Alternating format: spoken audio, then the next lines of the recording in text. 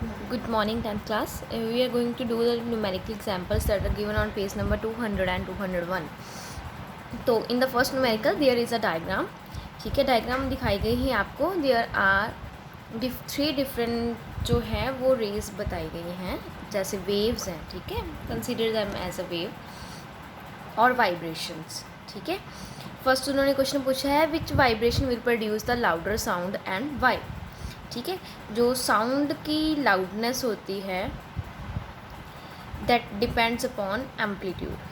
ठीक है, रिमेंबर, जो साउंड की लाउडनेस है that depends upon the amplitude. अब तीनों में से जिसका एम्पलीट्यूड ज़्यादा है उसकी लाउडनेस ज़्यादा है. If you will do the comparison, amplitude क्या होता है, कोई भी वेव है, ठीक है, ऐसे है तो ये इसकी मीन पोजीशन होगी. ठीक है, यहाँ से लेके यहाँ तक का मीन पोजीशन से extreme position that is it's amplitude. तो तीनों का कंपैरिजन करो, जिसकी मीन पोजीशन से एक्सट्रीम पोजीशन का डिस्टेंस ज़्यादा है उसका एम्पलीट्यूड ज़्यादा है. ठीक है, तो ये थर्ड केस आएगा. थर्ड में जो मीन पोजीशन और एक्सट्रीम पोजीशन में डिस्टेंस ज़्यादा है, दैट्स वाई थर्ड जो सी मोड है, C mode of vibration, that is more louder than the A and B. ठीक है, नेक्स्ट आ गया the sound of which string will have maximum shrillness. Shrillness क्या है, पिच तीखी है. ठीक है, जैसे ओके, तो पिच डिपेंड, श्रिलनेस डिपेंड करती है फ्रीक्वेंसी पे. Loudness depends upon amplitude and pitch और एंड श्रिलनेस आप जो भी ले लो मर्जी, वो डिपेंड करती है फ्रीक्वेंसी पे. अब किसकी श्रिलनेस मैक्सिमम है, जिसकी फ्रीक्वेंसी मैक्सिमम होगी. फ्रीक्वेंसी क्या होती है, एक पर्टिकुलर टाइम पे, ठीक है, एक सेकंड ले लेते हैं हम वैसे वो पर्टिकुलर टाइम को, एक पर्टिकुलर टाइम में कितनी बार ऑसिलेट कर रहा है. देखो इसकी ऑसिलेशन यहाँ से यहाँ तक इसकी ऑसिलेशन 1 है, यहाँ से यहाँ तक इसकी ऑसिलेशन कितनी है 2, इसकी कितनी है 3. वैसे 3 भी नहीं हो रही है, ये तो 1/2 है, सॉरी ऑसिलेशन इसकी, तो इसकी 1 आएगी, इसकी आ जाएगी 3/2. ठीक है, उसके अकॉर्डिंग क्या है कि इसमें सबसे ज़्यादा किसकी फ्रीक्वेंसी है, ए की, तो श्रिलनेस किसकी ज़्यादा होगी. वाइब्रेशन कौन ज़्यादा कर रहा है, ए कर रहा है ना, इसकी वाइब्रेशन ज़्यादा है. ठीक है, तो क्या है, श्रिलनेस जो है ए की मैक्सिमम होगी एंड बी की उससे कम होगी और सी की मिनिमम आएगी. नेक्स्ट है what are the ratio of wavelength of A and B. अब वेवलेंथ की बात करनी है, तो वेवलेंथ क्या होता है, wavelength is the distance between two crest. यही है ना, वेवलेंथ क्या होता है, डिस्टेंस बिटवीन टू क्रेस्ट या डिस्टेंस बिटवीन टू ट्रफ्स. ठीक है, यहाँ से यहाँ का. आप देखना कि यहाँ से यहाँ तक का जो डिस्टेंस है, ठीक है, अगर मैं इस वेव को यहाँ से यहाँ तक का डिस्टेंस ले लूँगी, ठीक है, यहाँ से यहाँ तक का डिस्टेंस, यहाँ से यहाँ तक का, वो भी सेम ही आएगा. ठीक है, यहाँ से यहाँ तक का डिस्टेंस वो भी वेवलेंथ की वेवलेंथ ही है, और अगर मैं इस पॉइंट से लेके इस पॉइंट का देखूँ तो भी उसकी वेवलेंथ ही है. ठीक है, वैसे ही बता रही हूँ कि यहाँ पे इजी हो जाएगा देखना. ठीक है, तो यहाँ पे देखो, यहाँ पे सिर्फ हाफ वेव बन रही है. ठीक है, मान लो इसकी लेंथ पूरे की कितनी है एल. लेट जो है इस दोनों एजेस में डिस्टेंस कितना है एल. देखो अगर हम इसका कंपैरिजन करें, ये तो हाफ वेव ही कंप्लीट हो रही है. ठीक है, सिर्फ ये आ रहा है ऊपर वाला, नीचे वाला तो आ ही नहीं रहा है. ठीक है, इतनी की बात करूँ अगर मैं, ये एक बार छोड़ दो. ठीक है, ये जो है आपकी, ठीक है, क्रेस्ट बन रहा है, मतलब हाफ वेव है, फुल नहीं है क्योंकि ये नेक्स्ट वाला पोर्शन नहीं बन रहा है. ठीक है, तो ये इसकी वेवलेंथ क्या आएगी. ठीक है, इसकी वेवलेंथ, अब इसकी टोटल ये लेंथ एल है.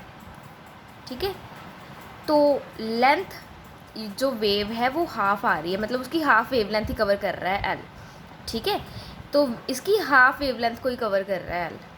ठीक है, मतलब इसकी वेवलेंथ कितनी आएगी, आगे जब ट्रेवल करेगी तो वेवलेंथ इसकी पूरी 2L आएगी. ठीक है, आप इसको ए में लिख रही हूँ, ये आएगा 2L. अब उसने ए एंड बी एंड सी की रेशियो देख, आपने जिसकी भी देखनी, मैंने वैल्यूज़ निकाल देनी, आपने रेशियो जिसकी लेनी हुई ले लेना. ठीक है, बी के केस में देखो, बी के केस में एक पूरी वेव कंप्लीट हो रही है, इसमें ऐसे क्रेस्ट भी आ रहा है, ट्रफ भी आ रहा है, तो wavelength of B is equals to L. जितनी एल है उतनी ही उसकी वेवलेंथ है. ठीक है, सी के केस में यहाँ से यहाँ तक एक कंप्लीट हो गया, लेकिन नेक्स्ट क्या है उसका हाफ है, ठीक है। एक तो कंप्लीट हो रही है और आगे भी इसका क्या है हाफ, मतलब एक कंप्लीट लैम्डा प्लस एक का half lambda is equals to L, यही है ना, एक कंप्लीट है एक हाफ है, इज इक्वस टू एल। अगर इनको प्लस करोगे तो 3 lambda by 2 is equals to L. अगर लैम्डा की वैल्यू निकालनी है, लैम्डा ए क्या आएगा 2l/3, लैम्डा आ गया 2l/3, इसका लैम्डा फर्स्ट का 2l/3, सेकंड का l एंड थर्ड का 2l, ठीक है। ये तीनों वैल्यूज़ है जिसकी रेशियो निकालनी है, आप निकालना है। ए एंड बी की निकालनी है तो इनकी वैल्यू यूज़ करो, यहाँ पे बी एंड सी की निकालिए, ए एंड सी की निकालिए, उसकी जिसकी मर्जी रेशियो ले लेना, ठीक है, जो आपको पूछा गया है क्वेश्चन में। नेक्स्ट है यहाँ पे state one important property of the wave used for echo depth sounding. अब क्या है, जो साउंड हम यूज़ करते हैं, साउंड वेव्स, ठीक है, वो इंफ्रासोनिक भी हो सकती है, सोनिक भी और अल्ट्रासोनिक भी। तो वह हम मोस्टली अल्ट्रासोनिक ही यूज़ करते हैं, आपको पता है। तो क्या है, साउंड वेव से कौन सी प्रॉपर्टी होनी चाहिए कि वो इको प्रोड्यूस करे, अच्छी वाली इको। फर्स्ट है travel undeviated through long distance. जितना लंबा डिस्टेंस है, मान लो यहाँ पे है जो स्पीकर है और उसने इतना डिस्टेंस कवर करना है, तो वो अपने पूरे through out the long distance में किसी और छोटे मोटे पार्टिकल से डेविएट नहीं होनी चाहिए, सिर्फ वहाँ से डेविएट होगी जो रिफ्लेक्टर बॉडी है, ठीक है, सॉरी जिस बॉडी से उसने रिफ्लेक्ट होना है, हाँ, ठीक है। नेक्स्ट है are not easily absorbed on the way. रास्ते में छोटे मोटे डस्ट पार्टिकल्स आ गए, या गैस है जो भी है मीडियम है, उस मतलब साउंड वेव को अब्जॉर्ब नहीं करेगा, ठीक है। ये वेव जो रास्ते में जो भी उसके ऑब्स्ट्रैकल्स या छोटी मोटी चीज़ें आ रही है वो उसको अब्जॉर्ब ना करे, such type of wave use करनी है हमने, साउंड वेव या सच काइंड ऑफ वाइब्रेशन कह लो आपने यूज़ करनी है, ठीक है। नेक्स्ट पार्ट आ गया, the ratio of amplitude of the two wave is 2:3। Amplitude की रेशियो दी गई है, इंटेंसिटी निकालनी है। Remember intensity is proportional to square of amplitude, ठीक है।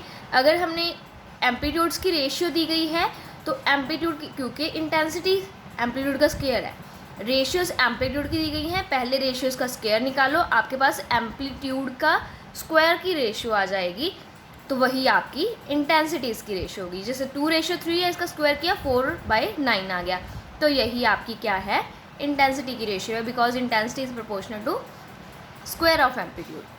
आगे थर्ड जो क्वेश्चन है, द रेशियो ऑफ एम्पलीट्यूड, अब फिर वही दिया हुआ है, एम्पलीट्यूड इसमें दिया है, एम्पलीट्यूड इसमें दिया है। फर्स्ट कहते हैं लाउडनेस निकालो, लाउडनेस एंड आपने किया होगा लाउडनेस एंड जो आपका एम्पलीट्यूड होता है, ठीक है, जहाँ इंटेंसिटी होती है, जो जैसे इंटेंसिटी स्क्वायर ऑफ एम्पलीट्यूड है, वैसे ही क्या है आपका loudness is also a square of amplitude proportional to, ठीक है। सेम इनकी भी पहले आपने निकाला, तो कितनी लाउडनेस आ गई इसकी, स्क्वेयरिंग करोगे 3 स्क्वायर 9, 4 स्क्वायर 16, तो उसकी रेशियो आ गई स्क्वायर करके, वही आपकी लाउडनेस की भी रेशियो है, वही आपकी इंटेंसिटीज़ की रेशियो है, ठीक है। उसने पूछा कि पिच कितनी है, पिच तो भाई एम्पलीट्यूड गिवन है, पिच फ्रीक्वेंसी पे डिपेंड करता है, पिच इसमें से लाउडनेस हो गया, एम्पलीट्यूड किसी चीज़ पे डिपेंड नहीं करता है, तो पिच की रेशियो 1:1 आएगी। सिंपली उसने 1:1 लिख दी, क्योंकि वो फैक्टर्स है ही नहीं जिस पे ये डिपेंड कर रहा है, ठीक है। The wavelength of the sound wave is 66 metre, wavelength given है आपको, फ्रीक्वेंसी फाइंड करनी है एंड स्पीड भी गिवन है, ठीक है।